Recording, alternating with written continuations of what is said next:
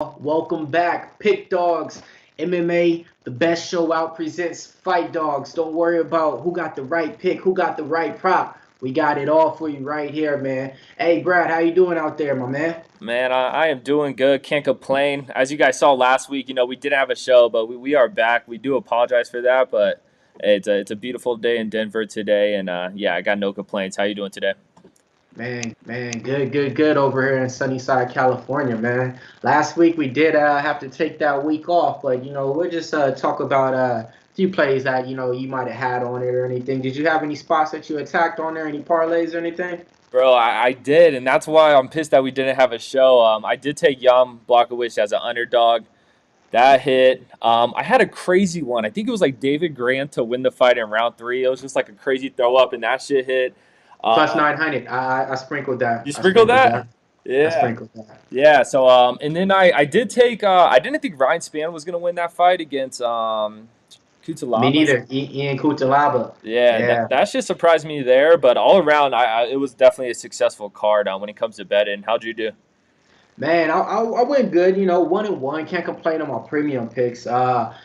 Shit, would have got 2-0, if Rakic wouldn't have pulled his ACL. I definitely had I had a premium play on Rakic. Then I had also premium play on Caitlyn Chokakian as well. So I mean, came out, can't complain too much on that. I did have parlays that didn't hit though. Had a parlay with Ian Kutalaba and Davy Grant. I was just waiting on Ian Kutalaba to come through. Didn't hit with that one. And then, man, I had my boy Jake Harrington, or Hadding, my bad, Jake Hadding, White King Kong. I had him. I had him in a parlay too as well. That didn't hit. So, man, it was a decent night. I can't complain too much, because we actually had some good fights. But hey, it's only so much you can do. Freak injuries like that happen in the main event. Yeah, it is what it is. A solid card though. Solid card, nothing crazy.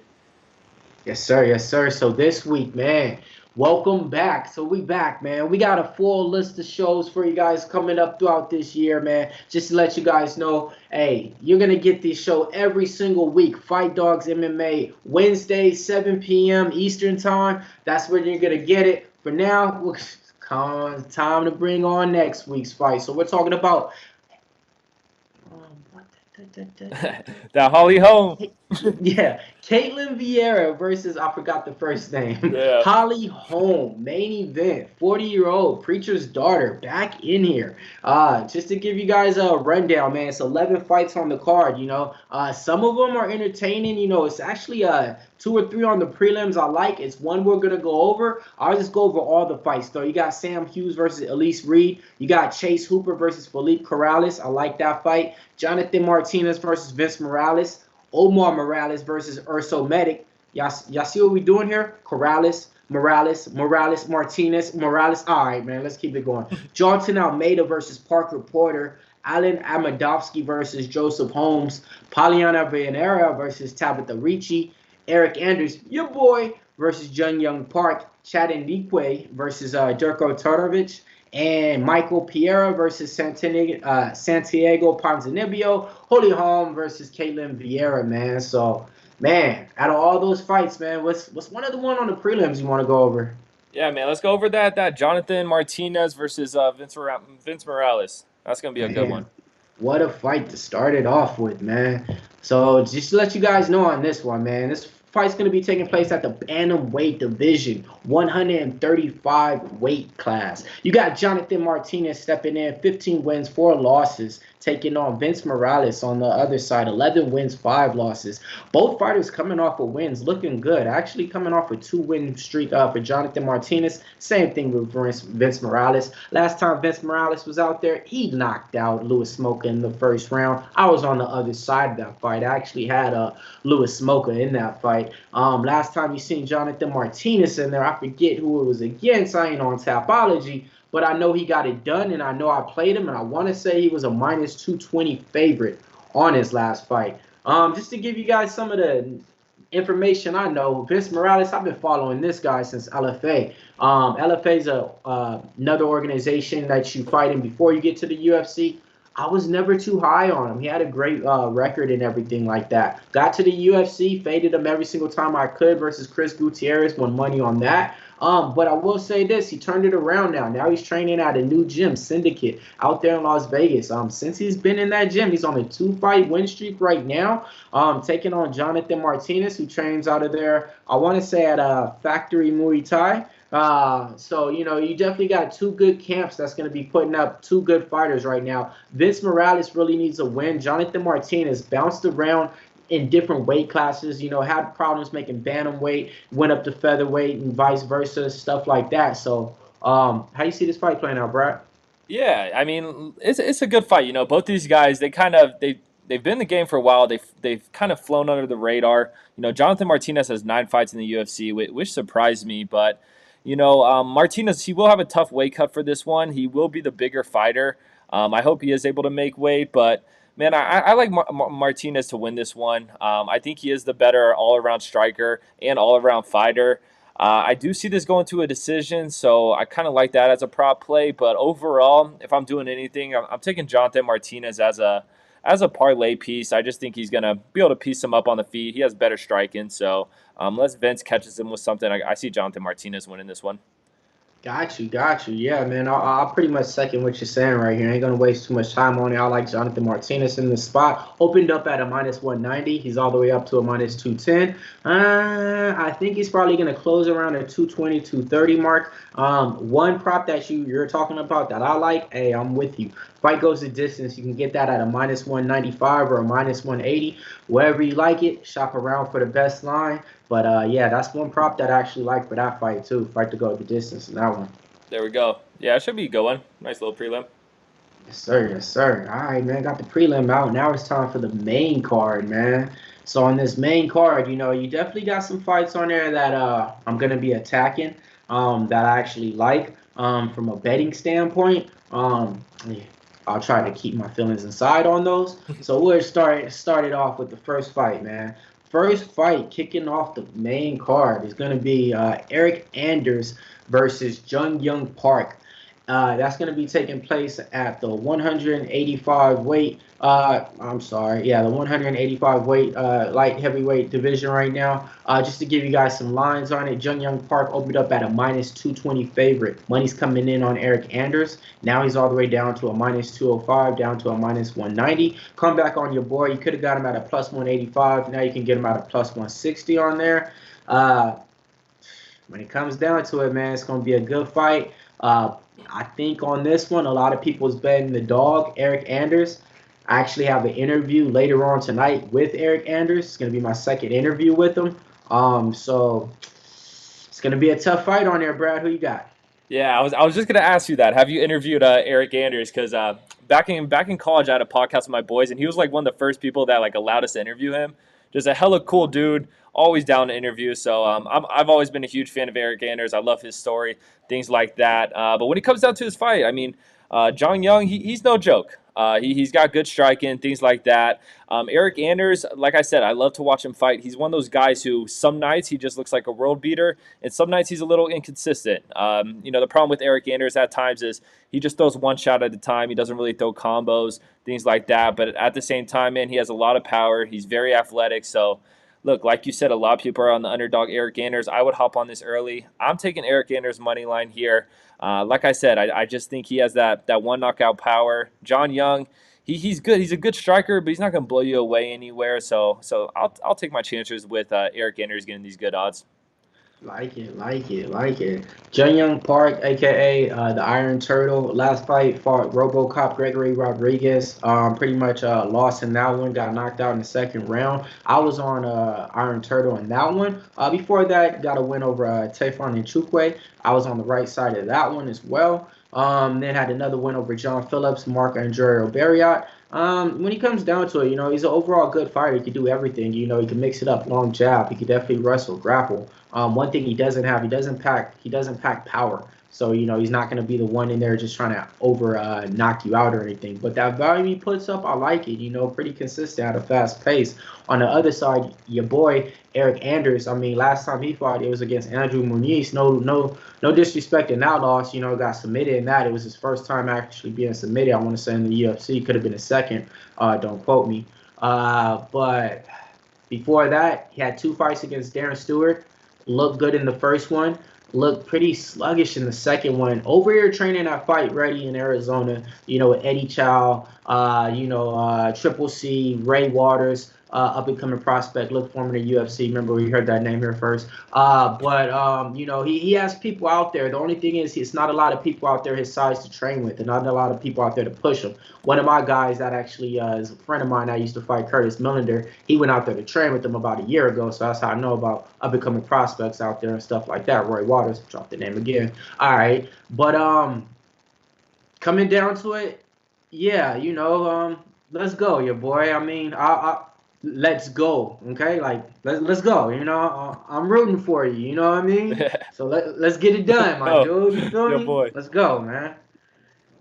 Can't say too much, but like, yeah, man. Like, shit, it's a betting show when it's all said and done. I can't. Hey, I can't lie.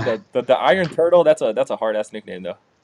Hey, think about it, the Iron Turtle and then your boy. So I mean, you got two good nicknames right there taking place, man. Yeah. Next fight on the card, we got another good name. You got Baby dun, dun, dun, dun, dun, dun, dun, Baby Shark Tabitha Ricci coming in. 6 wins, 1 loss, representing Brazil, taking on Poliana Viana, taking place at the 115 weight class strawweight division. Oh man, last time seeing Tabitha Ricci, she came in off of a win. I forget who because I'm not looking at Topology. Poliana Vieira, I want to say she's coming off of 2 wins, looking impressive over Emily Whitmire. Not too impressed with that one, and Mallory Martin. But the thing is, man, she's looking vicious right now, man. She's pulling out those arm bars. She's one of those fighters that's dangerous. When I mean dangerous, is like she's going for limbs. She's trying to break shit, She's not the best on her feet, So when it comes down to it, she's really vicious at pulling guard and trying to get you down there to where she could submit you. Let me give you guys some gambling lines in case you want to bet this one. Tabitha Ricci opened up at a -120.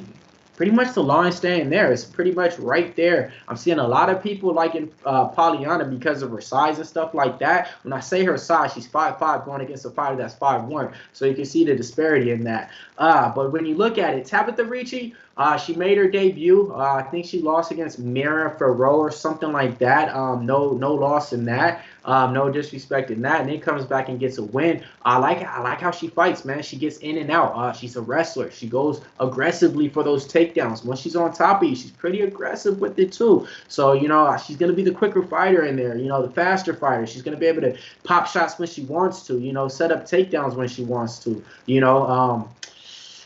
I'm kind of leaning on the Baby Shark on this one. I'm going to just go ahead and tilt my hat, man. I try not to give it out, but yeah, man, give me the Baby Shark in this one, -120. Yeah. For this one, man, I my gut told me like Pollyanna at first, but doing more research into it, I kind of like Tabitha. I mean, as you said, Viana, she's coming off those 2 submission wins, but those girls she fought, they really aren't unknown for their ground game. Tabitha Ricci, she's a black belt in jiu-jitsu. Viana's a brown belt. Both these girls are good on the ground. The striking isn't going to impress you. But like you said, I feel like Tabitha's going to be able to pressure her. And if she takes her down, she's going to have the advantage in the wrestling department. Jiu-jitsu, both these girls are pretty evenly matched. I don't think anyone's going to get submitted just because how high level of jiu-jitsu players they are. But I think Tabitha does have the wrestling advantage. So, I think we see her get Pollyanna on the ground, win some rounds there. So I'm in agreement there. Give me a Tabitha Ricci money line all day there. Got it. So let me ask you on this one right here. Would you feel any props in this fight, or just money line Tabitha? I mean, if anything, decision. Like I said, I mean, both these girls, they could finish this fight by submission, but I think they're both too high level of grapplers that they know how to defend submission. So, I mean, I'm gonna, if anything, I'm gonna go decision here. Like I said, I think Tabitha's able to take her down and just apply the pressure on top. Got you, man. All right, man. 3 more fights to go, man. Appreciate everybody that's watching this right now. You're probably watching this on the replay. If you are, do me a favor, man. Hit that subscribe and hit that notification button so that you can see when we go live here at Pick Dogs, okay? It's not just us, man. We have so many shows out here. Long list of cappers. Like I said, we have pretty much we do the best free pick videos out there. I guarantee you we do. Free pick parlays, it don't get no better. Pick Dogs is where it's at. Appreciate everybody out there in the chat. All right, man. 3 main fights left, and whoo, Here we go, man. Now we Yep. got some bangers, man. I'm talking about Chidin Jukwe, 21-7, facing Dusko Turdovic, coming in with 11 wins and 2 losses. Chidin Jukwe, former Bellator fighter, made his debut on a Contender Series, getting a knockout. Finally got that contract. You know, one of those fighters that feel like he should have been in the UFC a couple of years ago. Took him a little bit longer to come. Now he's here. Now he's actually, making some noise in there. Made his debut in the UFC, I want to say, against Marc-André Barriot. Knocked him out in the first 10, 12 seconds. Then that's it. So, shit, give you the opening line. Opened up at a -190. Now he's all the way up to a -210, -220. Dusko on the other side, man, great kickboxer, man. He came in the UFC undefeated, knocking people out, reminding you of Drago from the Rocky movie and shit like that. But ran into some problems, man. Punho Soriano, I want to say, ran into some problems there. I forget the other guy that he lost to because I ain't looking at Tapology, but he got another loss right there. Then he comes back and gets a win over Coconut Bombs, Mikhail fucking shit. Hey, Coconut Patolo. Bombs are straight. Patolo. Yeah, there we go. That's what I'm like, man, I'm going to just look at this damn Tapology for these people, man. Y'all ain't going to get me like that. Yeah, gets a win over Patolo, so one thing about him, keeps his hands real low, leaves that chin out there. But he can grapple when he wants to. Does he? No, he doesn't. But he's vicious when he does, Chad doesn't have the best takedown defense. The game plan to expose him is to take him down and, ground and pound. Can Dusko do that? Is he going to implement that game plan? I don't know. But laying the chalk at a -210 on somebody that's, kind of like a one knockout punch type of fighter, not feeling too confident. What about you? Yeah, like you said, man, this is juiced up for Chitty here. I think this is going to be a good fight, like you said. Fought in Bellator, had success. Fought in LFA, had success. Cool to see him in the UFC. He's definitely going to have more experience than Dusko. And I do like him to win this fight. I mean, that -220 juice, little too much for me. So I do like him as a parlay piece. If you're not into parlays, I do like the odds here with the under 1.5 rounds. I mean, both these guys could finish some fights. Dusko has 13 fights, and only 2 of them have went to decision, and 8 of them have ended in the first round.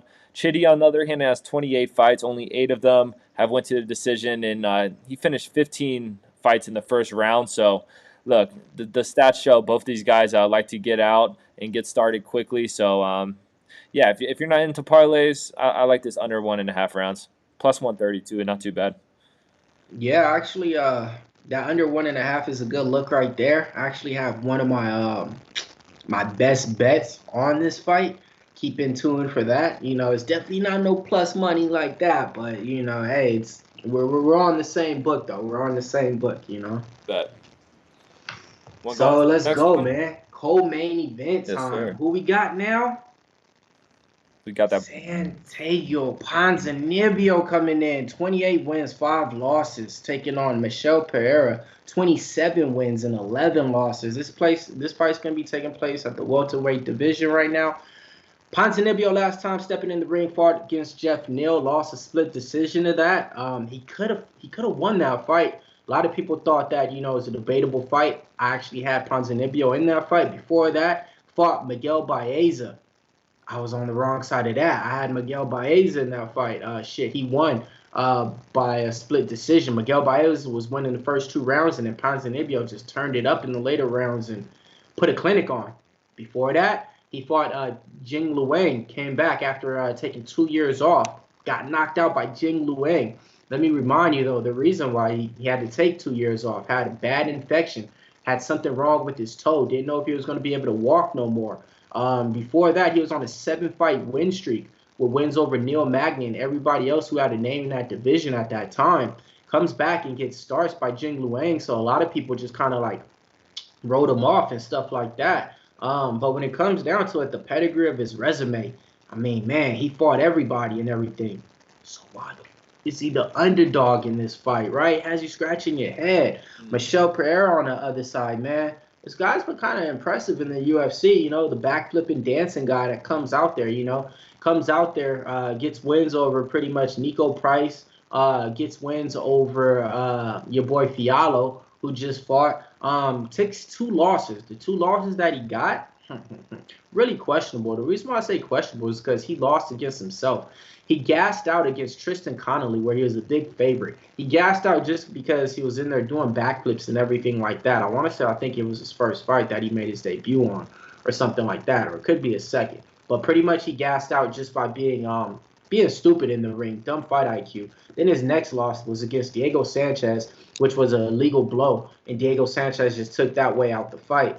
Um, Michelle Pereira versus Chaos Williams look good. I think he's putting it all together. I don't think he's that same fighter no more that you see out there, reckless with the no fight IQ. He opened up at a -120. Now he's at a -135. Brad, what you doing with this fight? Yeah, I love this fight personally. Like you said, Pereira, crazy guy, wild man, always fun to watch. But this is a tough fight for him. I mean, Ponzinibio, he's very cerebral, very intelligent, has crisp boxing, very accurate with his shots.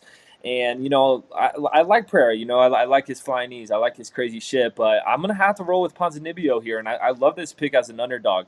I think, like I said, more technical. He throws more combos. Pereira is one of those more one-shot type guys. If he gets you hurt, he'll chase you down and things like that. But look, if Ponzinibio could avoid those big shots, those wild moves, those unorthodox moves, I think he's able just to piece up Michelle Pereira and just outpoint him. So, look, I mean, Michelle Pereira, we've seen him have success against a lot of these guys, but I just think Ponzinibio is not a good matchup for him when it comes to just technical striking. So, give me Ponzinibio money line here. Got you. How do you see him winning the fight? When I say that, I mean, do you see him winning by knockout or by decision? I think decision. I think he plays it smart and just peppers him out from the outside and just plays his type of fight. Like I said, though, you never know. Michelle Pereira could throw one of those knees and shit like that. But, I just think Ponzinibio is able to just piece him up from the outside. Got it. Now, I'm trying to find this prop for you to get him by decision. So, yeah, exactly. Yeah.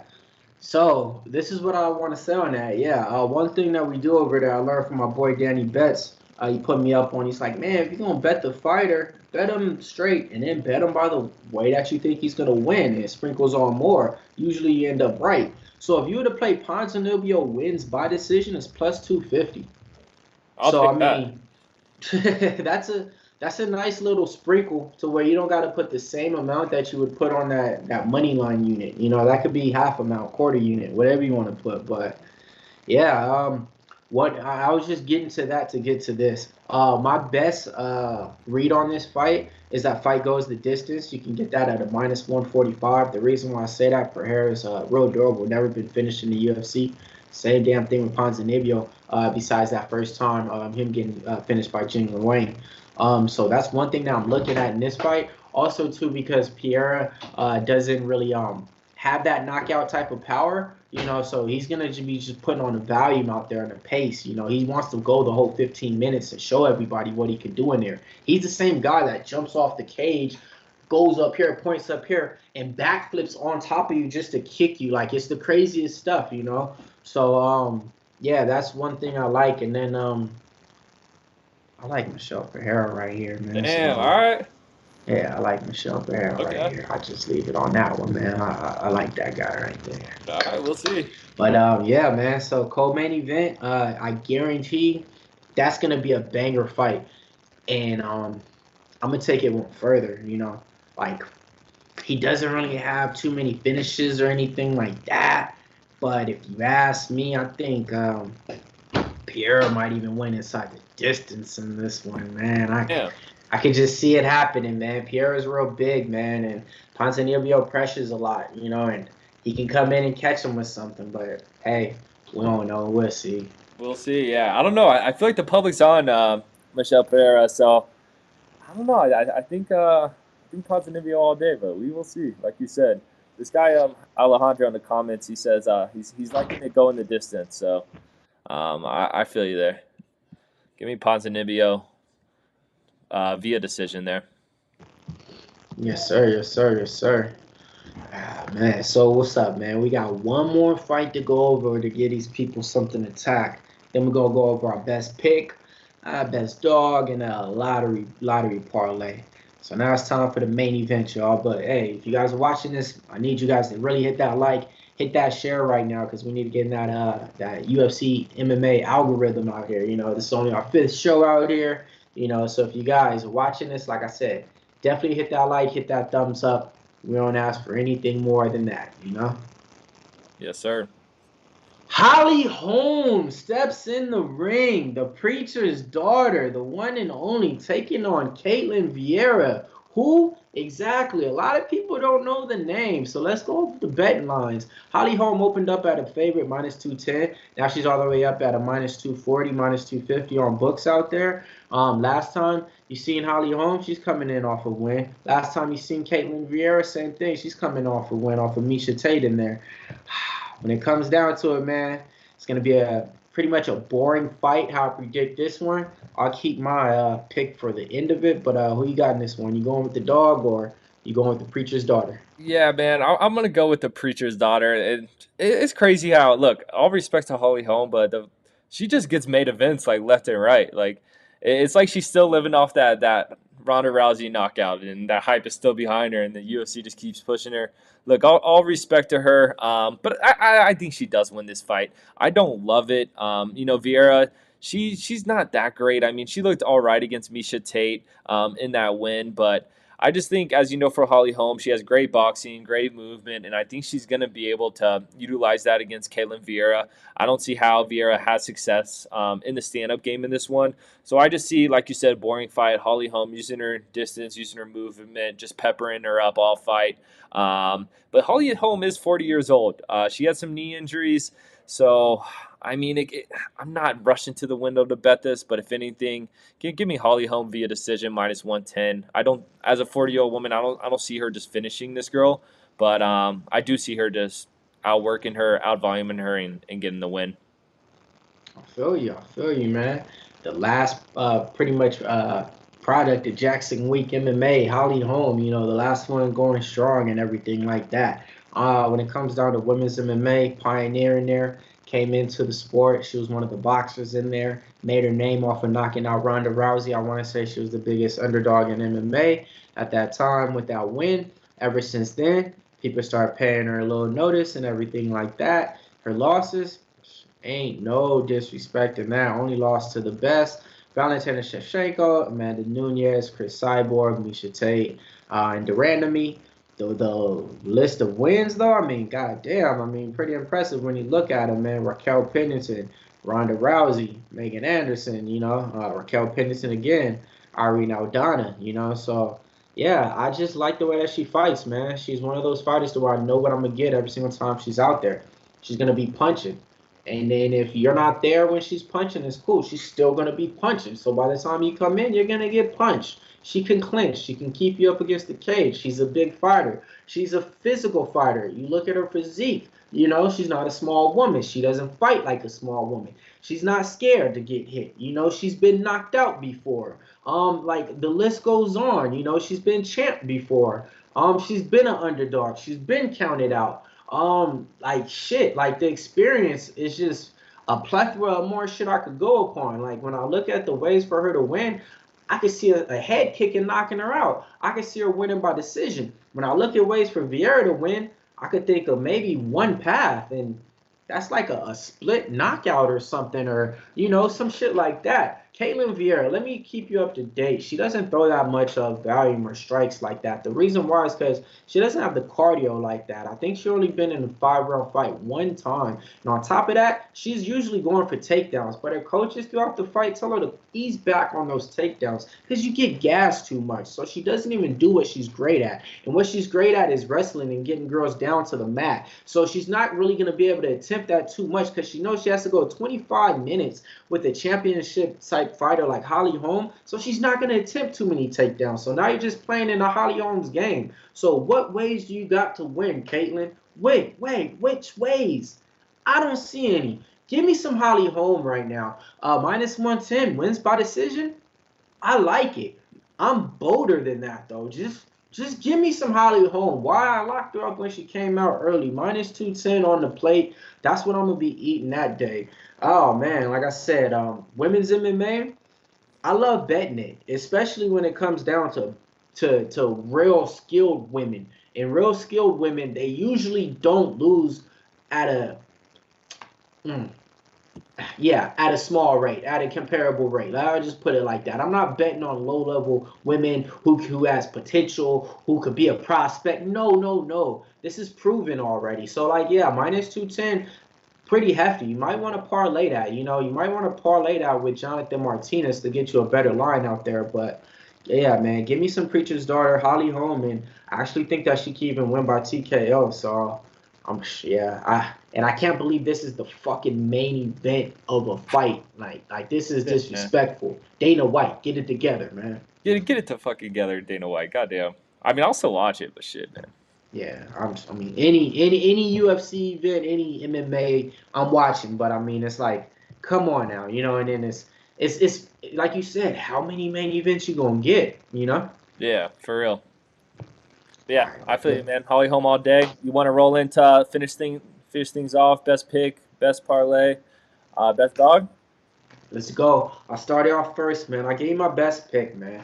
My best pick is fight goes the distance in the Anderson Jung Park fight. That's at a minus 165 to a minus 175 out there. That's my best pick of the night. Gotcha. Yeah, I'm gonna go a little crazy here, man. The more we talked about it, give me Ponzinio money line, my best pick. I'm doubling down on it. I feel it, man. I don't know. He said you're going with and that's a dog. That's a dog so you too. Just have another dog there, because you have a best dog pick too, and you're giving out that as your best pick. I feel you. I feel you. Okay. Damn, bro, you hella confident. I might have to hit a backflip to let you know about Michelle. All right, no, I fuck with Michelle, but we'll see. It. I do got a bigger dog. That's a dog, but I like that.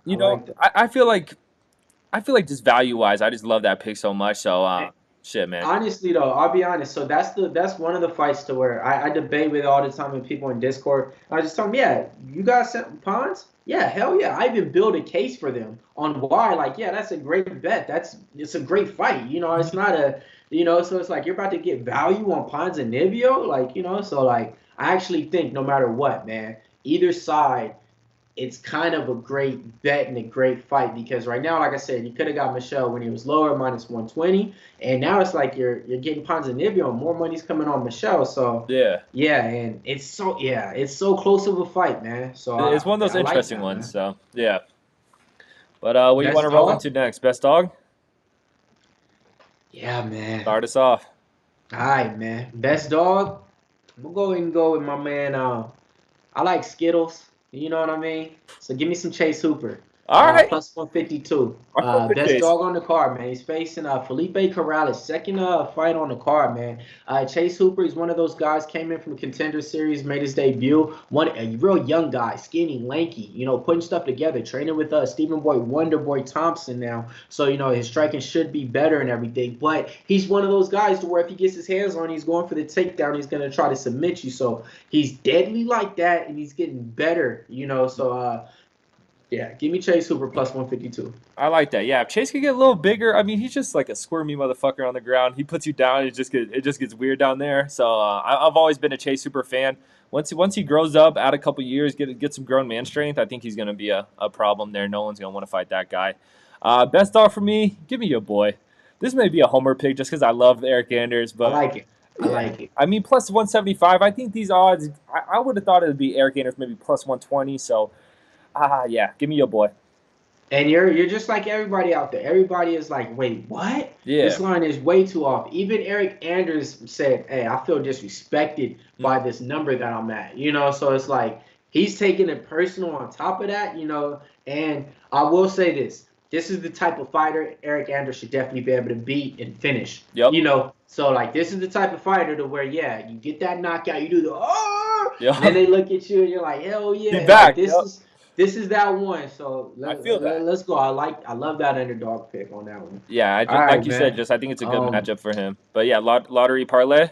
Lottery parlay. I ain't playing no effing games, man. You know me, man. I come guaranteed, man. Give me Jalton Almeida with Jonathan Martinez. Came out at a minus 135. That's my lottery pick parlay. My two most confident picks at that. I like it. Yeah, I mean this card I think is a great parlay card personally. Not there's some straight bets I like, but I mean there's a lot of parlay opportunities here. Give me Holly Holm money line, Jonathan Martinez money line, and Chitty money line. If you're worried about Chitty, I mean Dusko is a good kickboxer. It kind of scares me. Then you could just go Holly Holm, Jonathan Martinez, but yeah, add Chitty in there for me. So yeah, 3-5 parlay. Don't know what it pays out at, but should be I pretty got you solid. right here. So Holly, Martinez, and Chitty. Yep. All right. Plus 184 on that one right there. Okay. So that's nice little money. And that's like I said, that's on certain books. So your book might have it at a plus 190, plus 195. Shop around for the best line. But yeah, man, I like that lottery pick parlay right there because like I said, Holly Holm is golden too that I like. One other thing that I will give you guys a little sprinkle on that I do like out of this fight card. Um, I like Dusko, man. I like Dusko as the underdog in this fight. I think that like I said that he's a little chinny, but I like Dusko, man. And then another fight in this card, man. We didn't talk about it. I like Urso Medic versus Omar Morales. I like Urso Medic in that fight. He's an underdog on there too.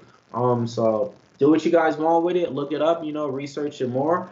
But what can we say, man? Another one in the books. Fight dogs, right? There we go. Yeah, it was a pleasure, Mills. Anyone who's watching, good looks for watching. Drop a like, drop a comment. We'll be here next Wednesday. We're trying, like you said, man, we got to figure out this MMA algorithm. I swear our show's fire. It just hasn't been seen yet. So Yeah. this shit's going to kick off at some point. So show the Mhm. boys some love. And yeah, we're going to keep growing this thing. Yes, sir. Yes, sir. Let's go. Let's go. And like, hey, just like if you guys want the best picks and everything like that, man, definitely, man. You want to hit up our premium picks and packages right now. Check out the MMA record. I'm killing them up 1,000 units on it, some shit like that. Want to say my records are like 24-11. Putting up consistent numbers, winners, everything like that. So when you get my plays and picks, you're gonna get a pick. You might get a prop with it. You might even get a free parlay. So it's like 2 for 1. Can't go wrong with that, man. Want to appreciate everybody watching us on the rewatch and everything like that. Don't forget, man. It's a whole fucking MMA world out here. It's just opinions and stuff. Don't be mad if you don't win the fight. Just watch the fight dogs and hope you get it right tomorrow night. All right, Yes, man. We'll sir. be wrapping it up from here, man. I'm gonna be doing some interviews with Eric Anders after this. If you guys want to watch that, just tune into my MMA channel, MMA Locker Room on Twitter or Instagram. Give me a follow on there. That's where you can find me interviewing your favorite fighters and everything like that. Yep. Oh, What yeah. about you, Brad? We're gonna catch you at when Hey, you're on Pick Dogs? yeah, same with Mills. I got premium picks in all sports every day. I haven't really dipped into the MMA premium picks. I've just been giving this game out for free, but that's gonna have to change at some point. And yeah, Twitter, Instagram, TikTok, all that shit. Brad wins bets. I drop free picks on there every single day. So check both of us out and let's get paid. I'll catch you guys later. Let's go.